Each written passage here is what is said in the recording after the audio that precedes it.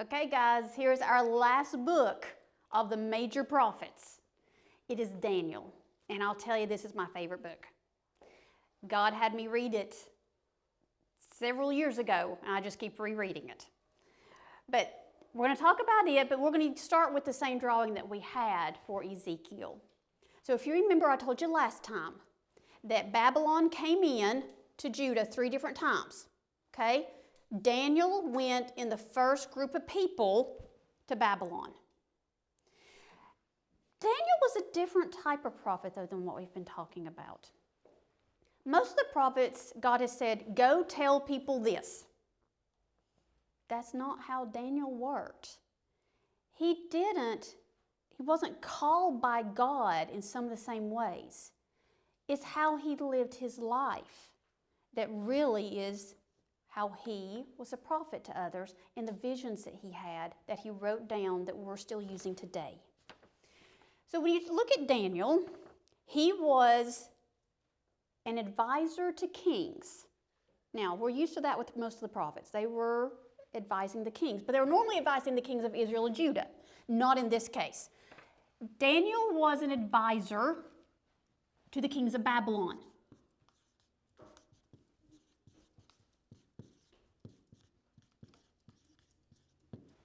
Now, why would that be? Why would God send advisors to the kings of a foreign nation? Well, why wouldn't he? His people were there. So he wanted to make sure that he had a prophet there advising the king. And the other thing about Daniel is that he was given visions of the future.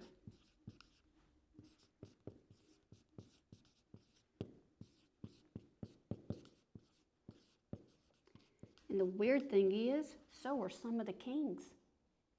And Daniel had to interpret what the king's visions were. So let's talk about what happened to Daniel. So Daniel was taken away. He was probably in his youth. So he was probably pretty young, probably in his teens. He was taken away to Babylon. And, here are all these Jews in Babylon. And the king was a smart king. He said, let's bring in some of the young men from Israel, the ones that are handsome, the ones that can handle themselves with the authority of a king, in the court with the right type of demeanor with the king, who can learn, who are very smart. And you know who they chose? Well, the king said do 2 things. Bring those men in and do 2 things. Teach some men from Israel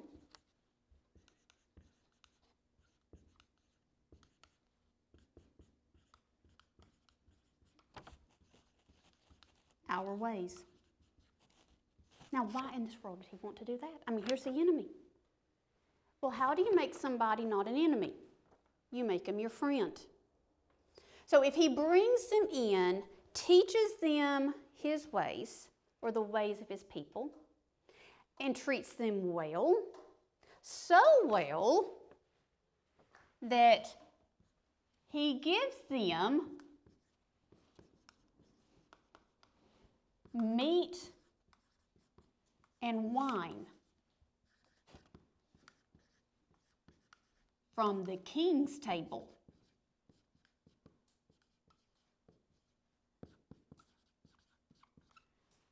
We can get them to start believing in our gods. We can get them to start liking being here, and we can turn them from our enemies into people that are just part of us now. And these guys would be influential to convince the rest of the Jews to like us and to turn to our gods. He didn't know who he was dealing with. So he brought in several I'm going to talk about 4 of them. So the first one is, of course, who would you think? Daniel. But there were 3 others that were Daniel's friends.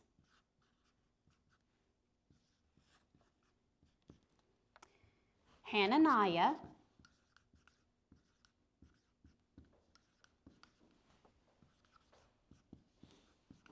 Mishael, and Azariah. Have you ever heard of these guys? You have. You just don't know it. They gave him new names. Daniel was given the name Belteshazzar. Now, that's not one that we know very well. But the next one you might know. Hananiah, his name was Shadrach. Oh, sorry, that's an H, not a K. Shadrach. So who do you think Mishael became? Meshach. And I'm sure you can guess who Azariah became. Abednego.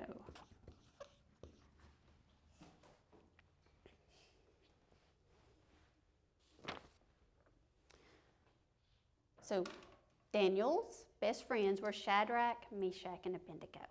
And we're going to talk about them as we go through the book.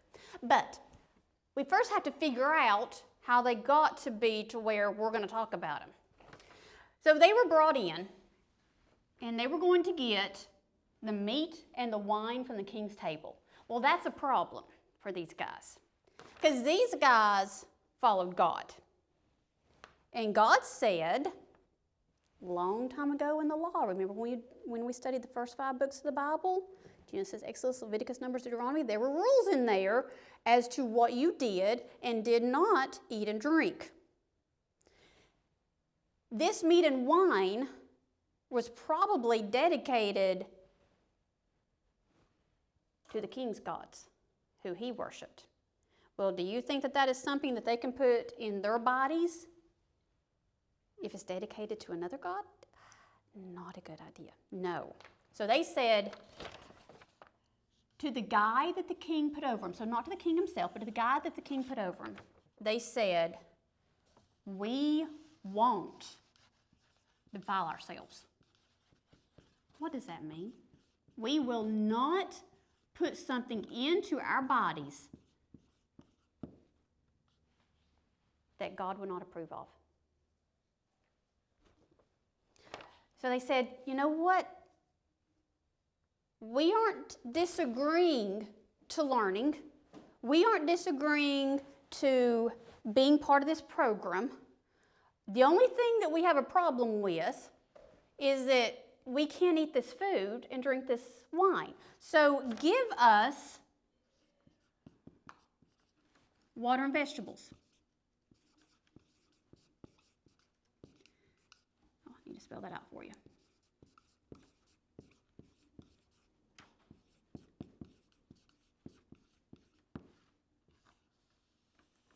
Now they told this to the guy who was over them, that the king put in charge.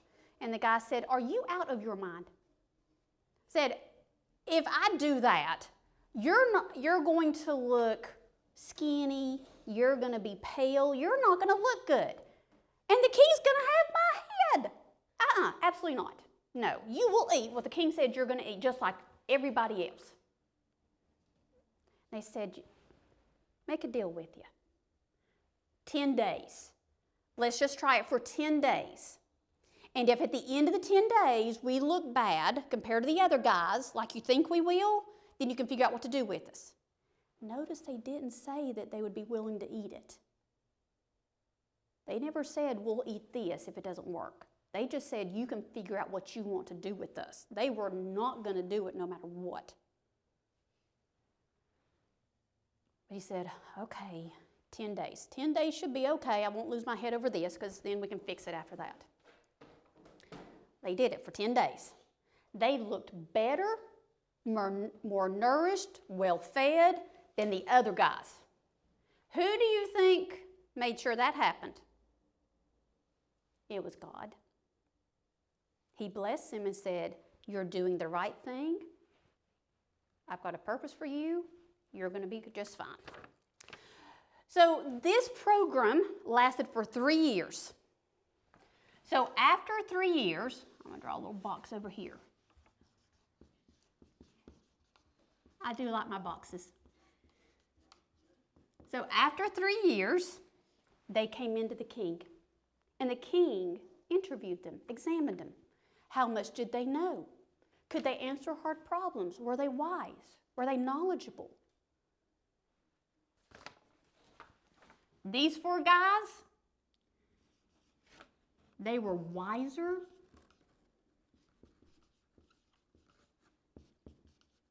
than the wise men of the kingdom.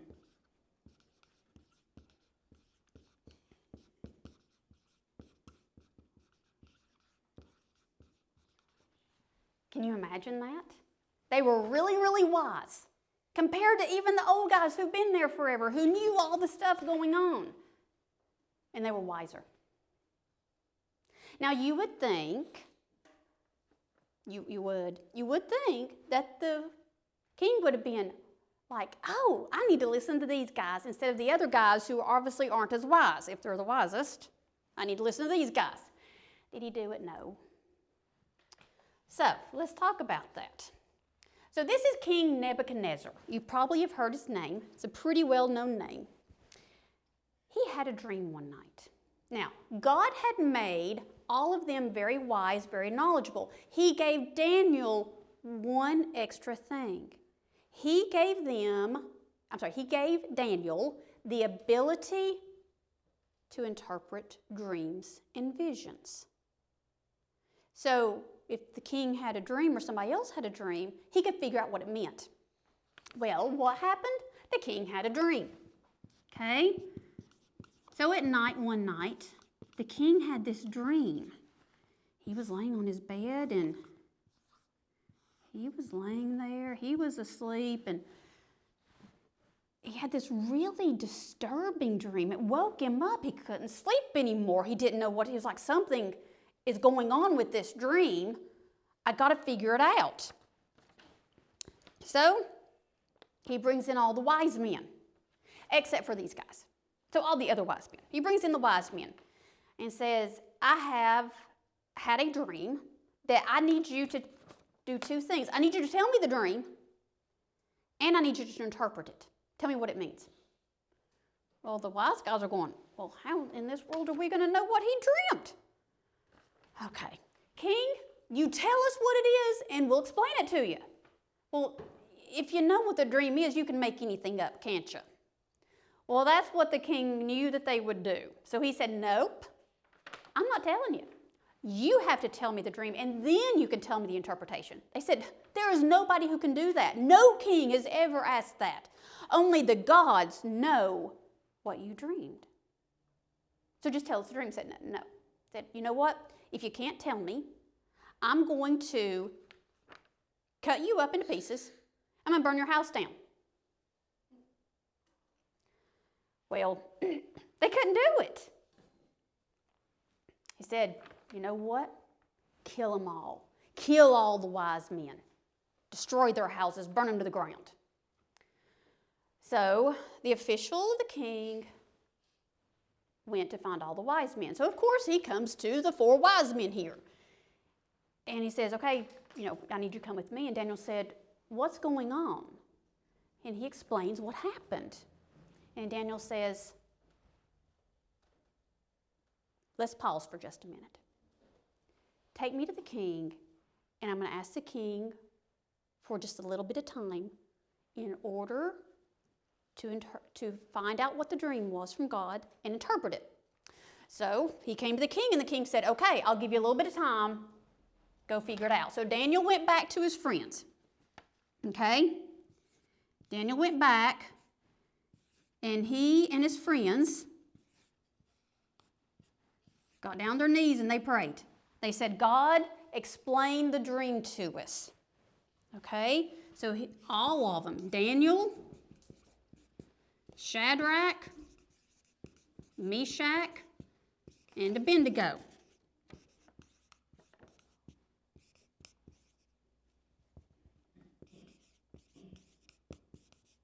So they prayed overnight. And God told them exactly what it was. So the next morning, Daniel gets up and he goes back to that official and says, I know the dream, take me to the king. And so here the official comes in and says, I have found some men from Israel that can interpret your dream. I said, okay, come on in. And he said, okay, tell me what my dream is. He said, you ask something of men that they cannot do. But God can interpret the dream. He can tell me what it is because he gave it to you. And I'm going to explain it. I'm not any smarter than anybody else. He gave it to me to save me and my friends. And he gave it to me so I could tell you because you need to know what's going to happen in the future. So here's what your dream was. So they're speaking about what the dream was. There was this very large figure.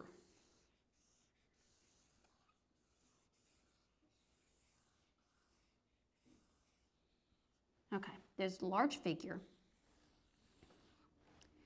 The head was made of gold. The shoulders and chest were made of silver.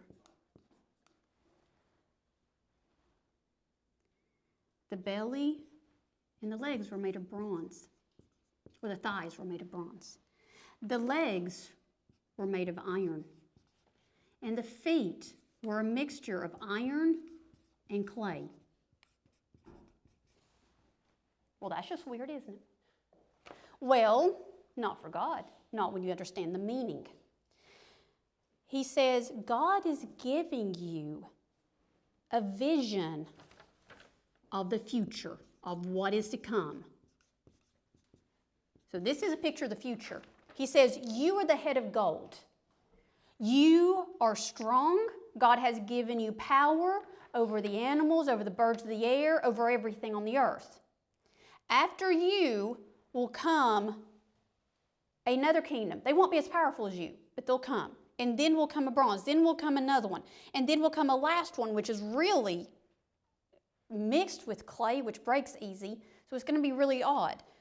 But he's giving you a vision of the future. And there's going to be this huge rock that comes and wipes it out.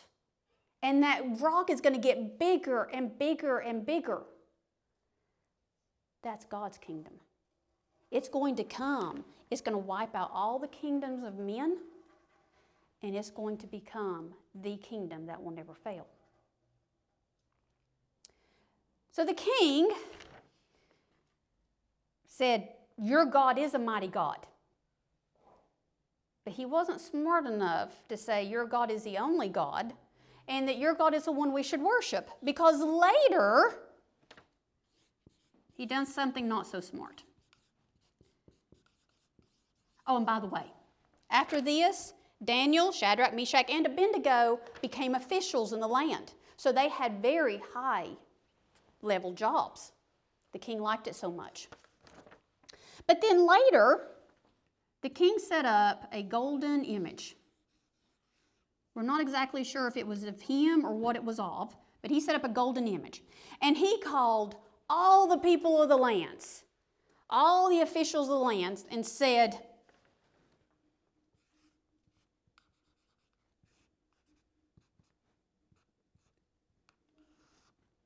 you will bow. When you hear the harps, when you hear all these musical instruments, you're going to bow. That was really bad, wasn't it? And so all these people came. And they bowed to this image.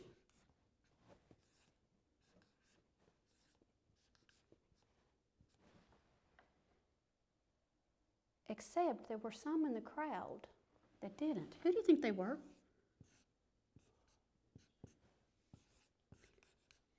There were 3 of them. Shadrach, Meshach,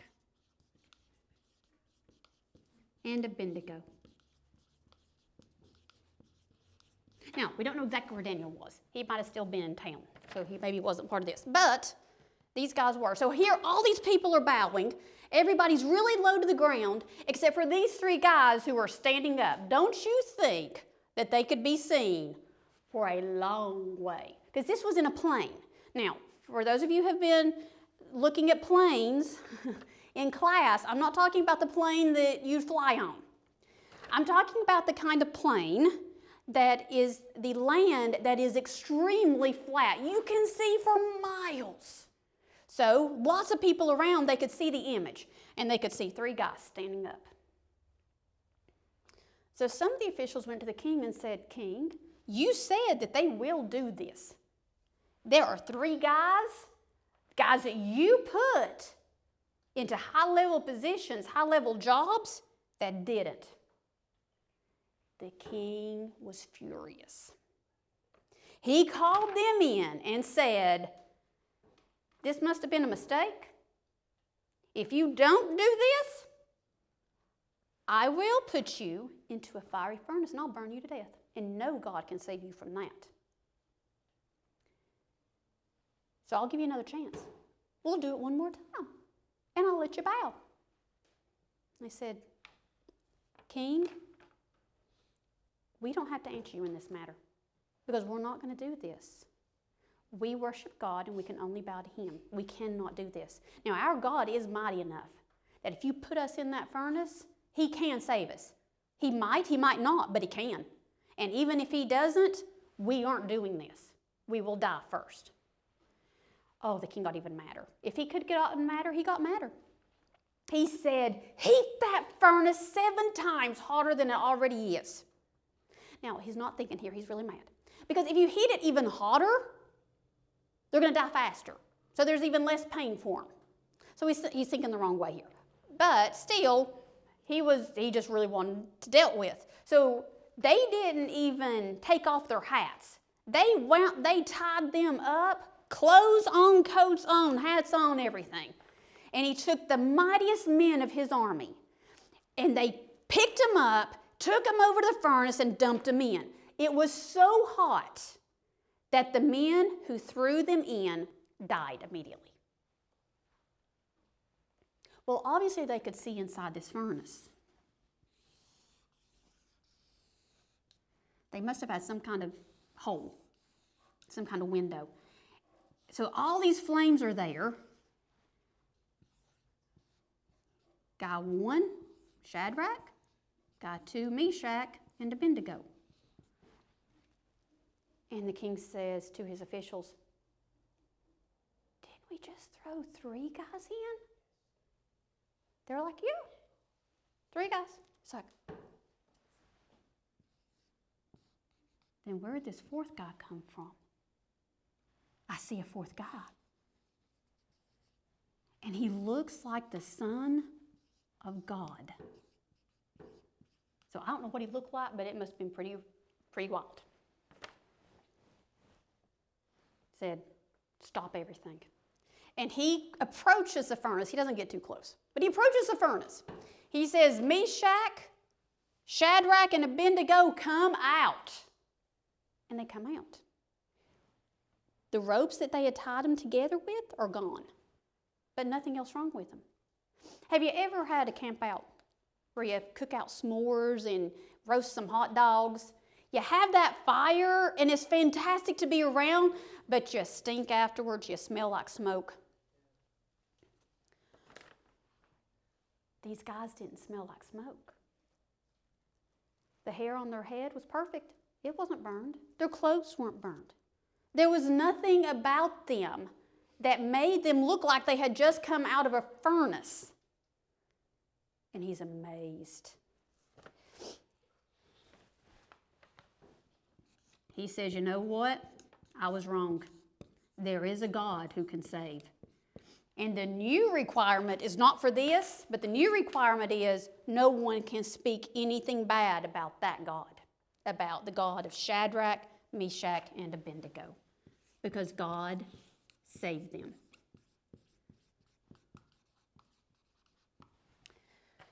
So over time, And there's more in the book about King Nebuchadnezzar and what happened to him. He had another wild dream and some things that happened to him. But then he did die. And so next we have probably what we think is a grandson of his.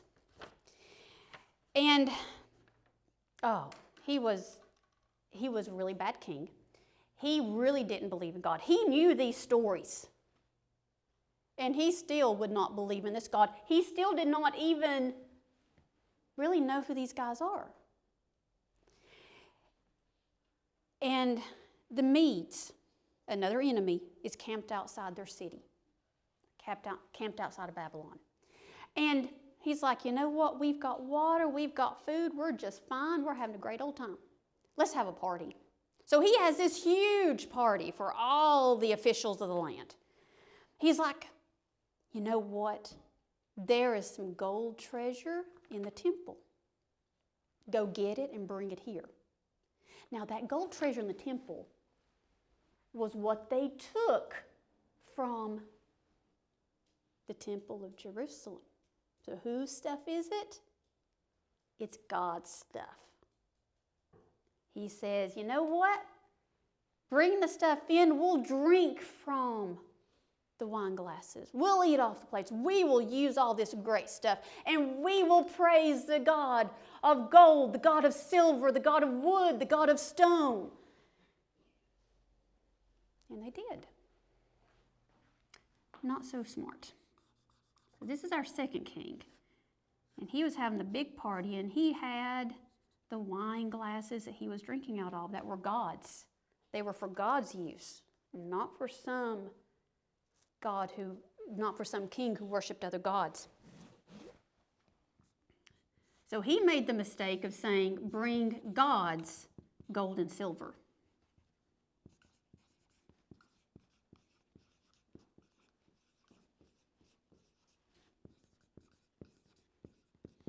So they bring him. And all of his wives were there and the king's officials. And then something weird happened. There was this hand that came. It was just the hand. It wasn't a body. It was the hand. And it wrote a message. But they couldn't read the message. They had no idea what it said. It was in some other language.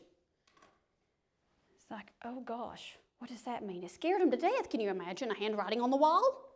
Across the room, everybody stops, everybody looks. It's quiet. I mean, you could hear the pin drop in the room. And the Bible says that his knees started knocking together. He was so scared. He was shaking in his boots. He was like, okay, bring in the wise men. Any of you who can read this, I'm going to put you in purple. Purple was a very expensive linen. It was a very expensive piece of fabric because purple is very hard to get. And I'll put gold around your neck and I'll make you a third highest ruler of the land. None of them could say what it meant. And he got even more scared. It's like, oh my gosh, what am I going to do? Well, here the queen comes in. Now, his wives are there, so it's not that queen. It must have been like a mother, his mother or grandmother. And she came in and said, there is one guy who can tell you. He's got the spirit of the living God living in him. And he can interpret really weird things. So he brings him in. He says, Daniel, I hear that you can interpret stuff. Tell me what this means. And let me tell you, he chews him out. He fusses at him. He says, you have brought in God's stuff, and you have praised gods that don't even exist. So God sent this. This is God's hand who's writing this. And he says, you know what? Here's what it means. You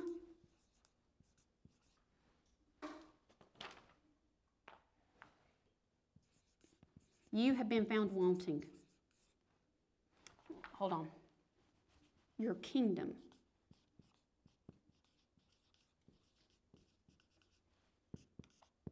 is going to be defeated. Said, you've been measured, you've been found wanting. You don't measure up to keep this kingdom. So God is going to come in, and your kingdom's going to be defeated. Your kingdom is over. Remember I told you the Medes are camped outside? That very night, they came in through the water channel. And the people had been drinking so much, they were all drunk in the town. So when the Medes came in, they didn't really have to do much. They just kind of took over. They killed the king, took over the land, and they defeated them. So that night, the Medes defeated them.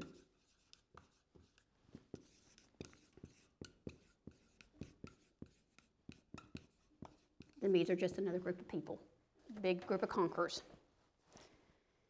So the king that took over really liked Daniel. He got to know him. He liked Daniel a lot. He put Daniel and two other guys kind of over the kingdom to oversee it because he couldn't watch over it all. So he was like, okay, I'm going to set you all over it and you can report back to me. You take care of things. Well, he liked Daniel so much, he was like, you know what? I'm going to put Daniel in charge of everybody, even those other two. Well, Daniel's an Israelite, a Jew. They don't like that at all. They do not like this guy. So they were like, I'm going to figure out how to get rid of this guy. Daniel's probably over 80 years old at this point. So he's old now. He came here when he was in his teens. He's been here a long time. He's been here 70 years. Okay, he's in his 80s. And they said, we can't find anything that he's done wrong to get rid of him. So we're going to have to do something about him worshiping his God. That's the only thing that we can do. So they went to the king and said, King, we think that you should make a decree that no one bows down to anybody or any other god for the next 30 days except for you. So the king, he must have had a little bit of an ego problem. He said, that sounds good to me. I'll let them worship me like I'm a god. So his decree was, worship no gods except me.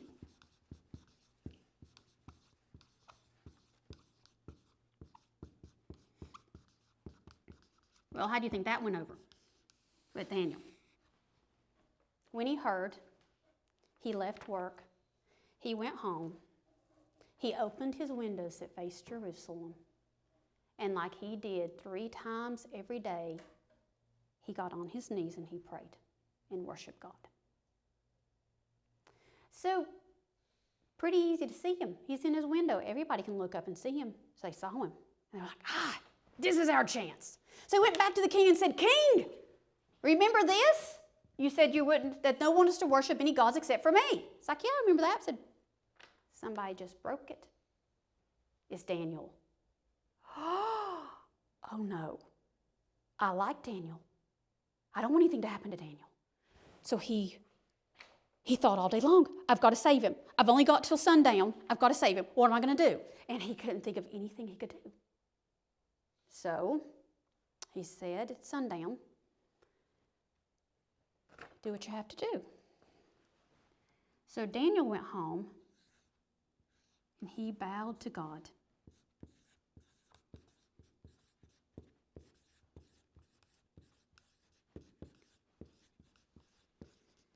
And that got him put where? Do you remember the story? Into the lion's den. Now, guys, you know I can't draw. So, you're really going to have to forgive my lions here, okay? Okay, so lots of lions. So they were supposed to have eaten him, right?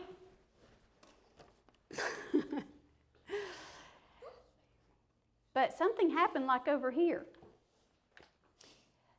The king went home and he paced all night long. He was like, okay, God will save him. God will save him. He didn't eat that night. He didn't sleep that night. He was so worried. He went back the next morning and yelled in the lion's den, Daniel, did your God save you? And Daniel yelled back and said, oh, king, he saved me. and I have done nothing wrong against you. It's like, I know. So they pulled Daniel out, and all those men that tried to get him thrown into the lion's den, they got thrown into the lion's den. And their wives and their children, and every bone of them was broken before they hit the ground. God saved Daniel.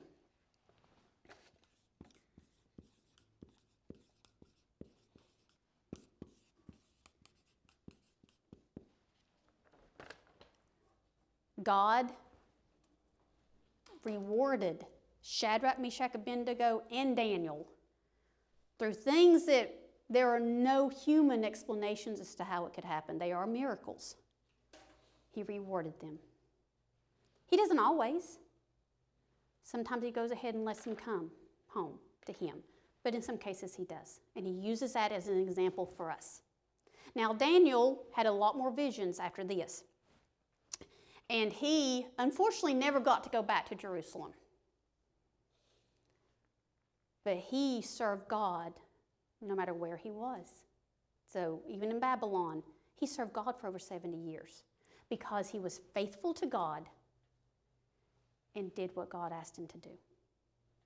So we get to have that same opportunity. We're not in Jerusalem, but even here today, the people God puts us around, the places he puts us, we have the opportunity to serve God and stand up for God. Back to the lesson from this morning in which we talked about Stephen standing up for God. So guys, that is the end of the major prophets. So the next time we'll have to talk about the minor prophets. I'll see you then.